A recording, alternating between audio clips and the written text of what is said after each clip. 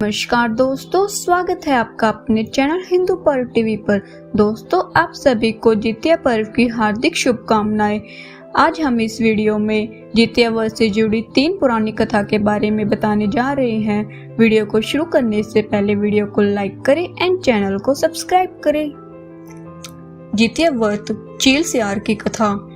जितिया की कथा के अनुसार एक बार एक चील और एक मादा लोमड़ी नर्मदा नदी के पास हिमालय के जंगल में रहते थे। दोनों ने कुछ महिलाओं को पूजा करते और उपवास करते देखा और खुद भी इसे करने की कामना की। उपवास के दौरान लोमड़ी को बहुत भूख लग गई और उसने चुपके से मरे हुए जानवर को खा लिया। दूसरी ओर चील ने पूरे समर्पण के साथ व्रत का पालन किया और उसे पूरा किया। अगले जन्म में दोनों ने मनुष्य रूप में जन्म लिया।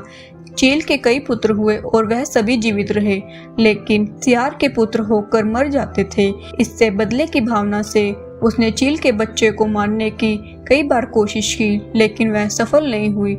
बाद में चील ने सियार को अपने पूर्व जन्म के जितिया व्रत के बारे में बताया। इस व्रत से सियार ने भी संतान सुख प्राप्त किया।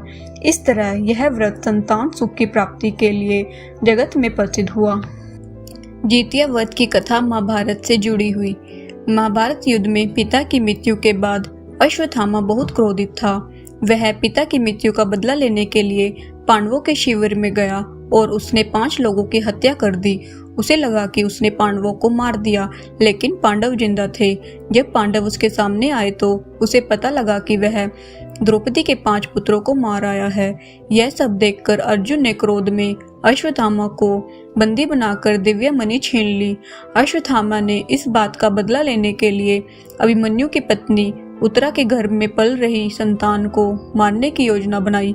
उसने गर्भ में पल रहे बच्चे को मारने के लिए ब्रह्मास्त्र चलाया, जिससे उत्तरा का गर्भ नष्ट हो गया। लेकिन उस बच्चे का जन्म लेना बहुत जरूरी था, इसलिए भगवान कृष्ण ने उत्तरा के मृत बालक को फिर से जीवित कर दिया। गर्भ में मरकर जीवित होने की वजह से इस तरह उत्तरा के पुत्र का नाम जीवित पुत्रिका और परीक्षित हुआ। तब से संतान की लंबी आयु के लिए जितिया व्रत किया जाने लगा। जितिया व्रत जीमूतवाहन की कथा। इस कथा के अनुसार जीमूतवाहन गंधर्व के बुद्धिमान राजा थे। जीमूतवाहन शासक बनने से संतुष्ट नहीं थे और परिणाम स्वरूप उन्होंने अपने भाइयों को अपने राज्य की सभी जिम्मेदारियां दे दी और अपने पिता की सेवा के लिए जंगल चले गए। एक दिन जंगल में भटकते हुए उन्हें एक बुढ़िया विलाप करती हुई मिली। उन्होंने बुढ़िया से रोने का कारण पूछा।